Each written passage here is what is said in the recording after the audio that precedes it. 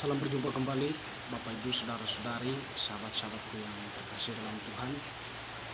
Pada kesempatan ini saya mengajak kita kembali lagi mempersiapkan sedikit waktu kita untuk mendengarkan sabda Tuhan yang kita ambil dari Penginjil Lukas bab 19 ayat 45 sampai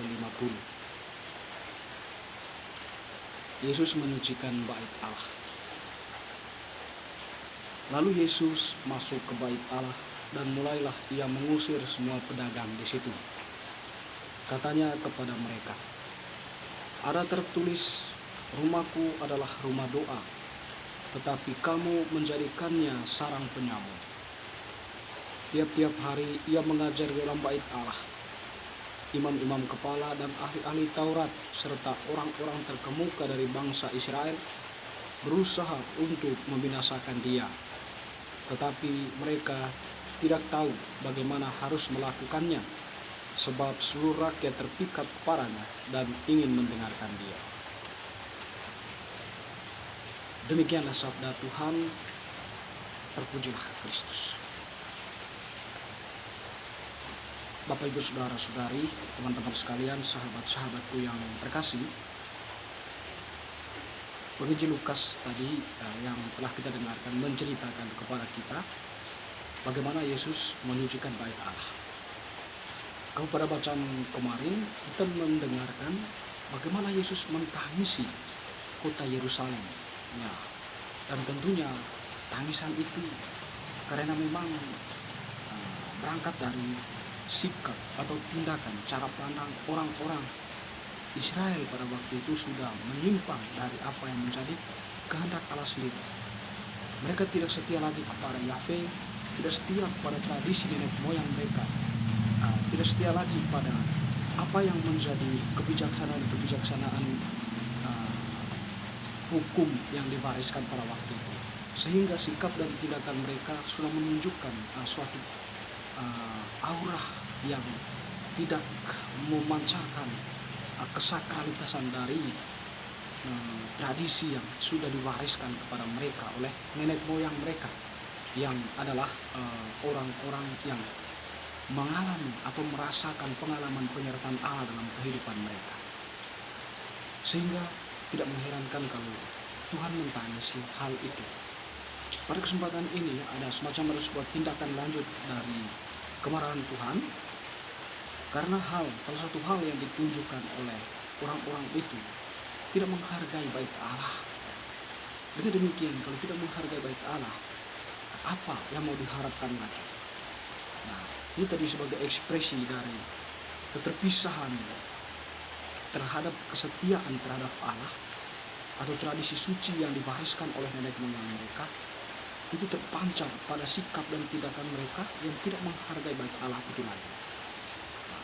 Tindakan Yesus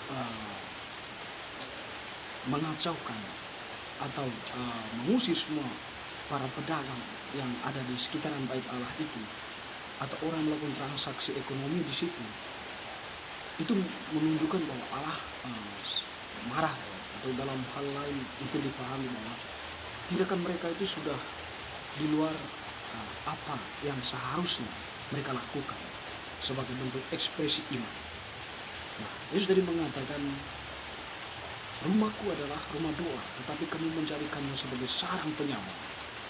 Menjadikan bait Allah itu sebenarnya sebagai tempat doa, tapi mereka menjadikannya sebagai sarang penyamun. Mungkin sarang penyamun dalam hal ini mungkin lebih pada sesuatu realitas yang diartikan negatif.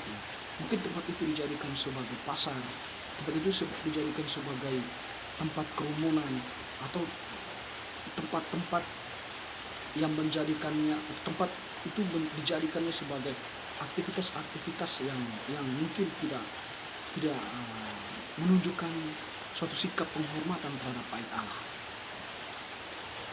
Sehingga Yesus mengatakan bahwa rumahku adalah rumah doa. Sebenarnya eksistensi bait Allah itu adalah tempat untuk berdoa, di mana orang-orang itu atau orang-orang Yahudi itu seharusnya menjumpai Allah di bait Allah itu, berkomunikasi, mempersembahkan kurban di bait Allah itu. Tetapi mereka menyalahgunakannya sebagai sebuah tempat yang tidak layak, atau sebagai tempat membalikkan fungsinya sebagai tempat untuk berdoa, sebagai tempat untuk kerumunan, sebagai tempat untuk melakukan transaksi jual beli.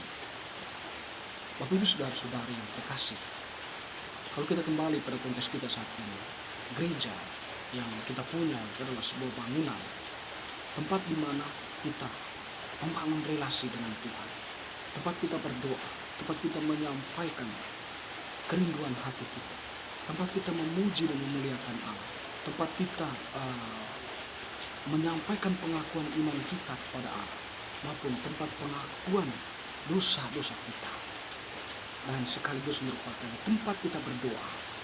Dengan demikian, keberadaan dari rumah Allah atau gereja itu adalah sakral dalam arti itu. Apalagi kita memahami bahwa di dalam gereja itu ada yang kita sebut dengan sakramen. Jadi sakramen Maha Kudus atau Tuhan yang bertahta di dalam gereja, berada dalam tabernakel itu. Tuhan bersemayam di situ, yang senantiasa, kalau diartikan secara rohani, menantikan kehadiran umatnya untuk berkomunikasi, untuk bercakap-cakap dengan dirinya. Sehingga gereja itu bukan sebagai sebuah bangunan biasa saja, tetapi sebuah bangunan sakral, karena memang kita memahaminya bahwa di dalamnya itu Tuhan bersemayam. Kalau Tuhan tidak bersemayam di dalamnya, gereja itu semacam sebuah bangunan biasa yang terbuat dari batu-batu, semen dan sebagainya. Tapi disakralkan karena Tuhan ada bersemayam di dalamnya.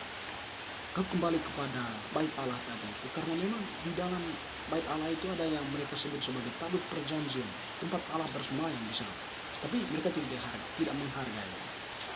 Kalau kita kembali kepada sikap dan perbuatan orang-orang tadi, kita bertumbuh pada sikap mereka. Kalau kita tidak setia, tentu ada ekspresi gerakan-gerakan dari dalam diri kita, tidak melihat gereja itu sebagai sebuah tempat doa, tapi sebagai sebuah tempat kita hanya mendengarkan bacaan-bacaan, mendengarkan khotbah yang dalam arti tertentu kita tidak mampu menghayatinya secara dalam, tidak mampu mengertinya dengan baik, dan inginnya cepat-cepat pulang dari gereja. Itu kalau seandainya kesadaran kita akan hal itu terbatas pada otak kita, tidak sampai pada hati kita. Dan tentunya juga kalau kita tidak setia kepada Allah, ada sikap-sikap kita yang memang menunjukkan perbuatan-perbuatan yang menyimpang dari nilai-nilai sosial, nilai-nilai moral dan sebagainya. Tidak, pada akhirnya pun menjumpai Tuhan yang berdiam di dalam rumah Allah, di dalam gereja, di dalam tabernakel itu mungkin penghormatan kita, rasa hormat kita itu berkurang sekali. Karena apa? Kita lebih terpengaruh oleh itu tadi, kebiasaan-kebiasaan kita yang tidak menunjukkan adanya ekspresi iman di sana, adanya kesadaran akan kehadiran Allah dalam hidup kita. Bapak Ibu saudara-saudara, bacaan hari ini sebenarnya mengajak kita untuk setidaknya kembali ke dalam diri. Tuhan mentangisi kota Yerusalem itu karena mereka berdosa. Mungkin juga Tuhan mentangisi diri kita karena memang kita itu berdosa. Kita melukai hati. Tuhan juga mengobrak-abrik orang-orang tadi itu juga sebenarnya mengobrak-abrik kehidupan kita.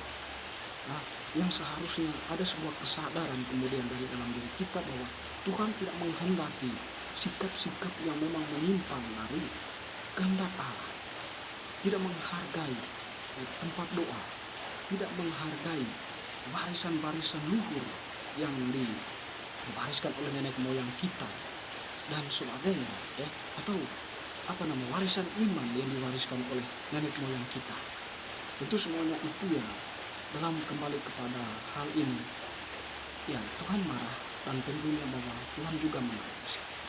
Mungkin mengajak kita hari ini untuk setidaknya kembalilah ke dalam diri, memahami bahwa diri kita itu sangat mulia, sangat bernilai di mata Allah.